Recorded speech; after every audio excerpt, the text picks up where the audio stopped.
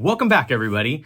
Based on the last video, the Epic Home Studio Dangerfox desk tour video, I thought I'd make one on the guitar wall and the amp wall. I think that you guys like looking at gear, so I know we all love gear, right?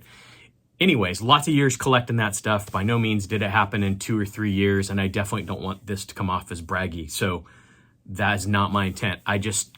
I think you guys like seeing this stuff. I know I like watching all of the other gear videos on YouTube, how people have stuff set up, what they like, what they're using, all that stuff. So anyways, thanks for watching, and let's get to it.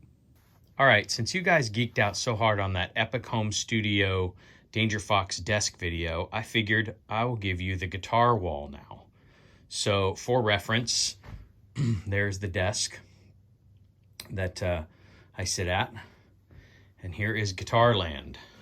Everything hits the pedal board first. Guitar plugs into the pedal board runs into the amp switcher. A ton of different options on here, gains to stack and everything else. Man, that tilt overdrive boost is unbelievable. So good. So many different tonal options there with the tilt EQ and everything else. Rev Amps knocked it out of the park with that one. Anyways, everything goes into the pedal board. And then it hits the amp switcher. So the way this works is I have this hooked up, and I have switch 1 here is the Bella, 2's the Rev Generator 120, another great amplifier. Goodness, that thing's awesome. 3's the Marshall 50 watt, and so on. I will take you through the tour of that, but it also corresponds to the Bella is amp 1, and the Bella cabinet is cabinet 1. So if there's a corresponding cabinet to an amp, it's matched up. And I also have the brown box in there knocking down the voltage to the amplifiers because Nashville power is notoriously high. And especially the old Marshall doesn't like it. But most amps sound better, definitely regulated down to 120 or 119, in my opinion. So the Bella is what I use a lot, and I use that speaker to have volume in the room if I want it, and it's mic'd up. I also have direct recording options that are right there.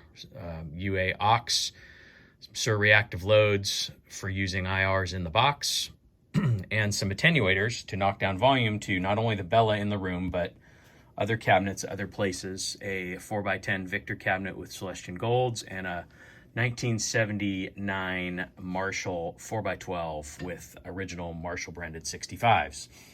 If I want to get to the aux or the reactive load, those are right here. Cabinet 6 is the aux. 7, you can have up to 2 cabinets at a time with the MP. So 7 is the first reactive load, which is set for 100 watt amps, and reactive load 8 is set for the smaller amps. I have different levels set. So that's how I get to those and choose where to send the signal. There's the Bella that I showed you. That's the great pedal platform amp.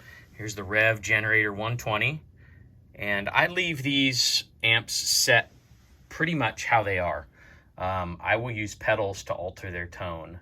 There's the Marshall, the 1974 Marshall JMP.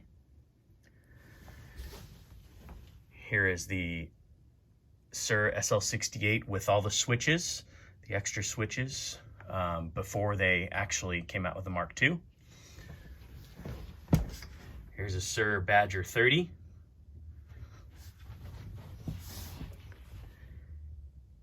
Here's my Morgan JMI limited edition, great Vox, great Vox amp. Boy, it's awesome.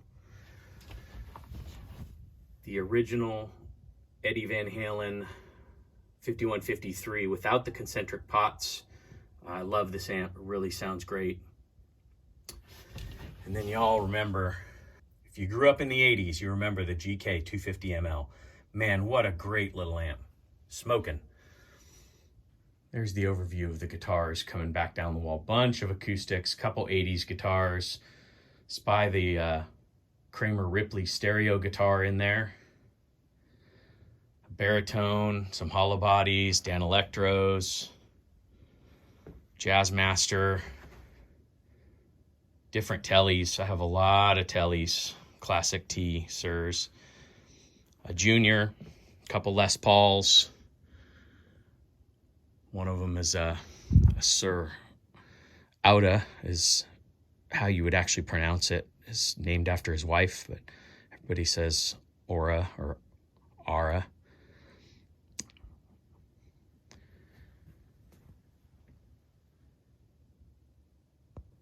Here's also a couple more guitars I missed.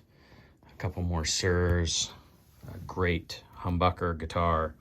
2 humbucker. Les Paul meets Telecaster. An Andy Wood signature, which is unbelievable. And then a Taylor 12 fret acoustic. Oops, boom that. And a great Sir bass. Get that back in there, right? This is Guitar Land. This is where everything lives on that side, with the exception of, if I get up from my desk now and I spin around, temporarily I have the Marshall 412 in here, 1979 Marshall 412, mic'd up with a Shure 545 and a Royer R10. I have that in here right now, but I plan on building an ISO box. So built one for, not for Sean Tubbs, but with him too. He and I built it. We've known each other a long time, and works really well. So I'm going to build one for myself now. And then here's my Eddie Van Halen wall. Let me step back a little bit and get a better shot of just what an inspiration. It's the reason I'm in music, for sure, no doubt. So I've owned that Music Man, that 94 Music Man. I bought it brand new. The other Tribute, Frankie and the 5150 guitar, and then which is more worn for you diehard Eddie fans. The 5150 is more worn than it would have been. It kind of is something I just kind of relicked myself a little bit, had some fun. And then the EVH Wolfgang Special, actually got that from a Fender employee straight. They bought one of those and I bought it. Side note. Anyways. And then a bunch of pedal storage and a bunch of books, and just, that's kind of like my catch-all over there. Anyways, hope you all enjoyed this little quick tour of the guitar side. I will have more to come. Hey, let's take a moment for the algorithm here. If you like this video, please give it a thumbs up.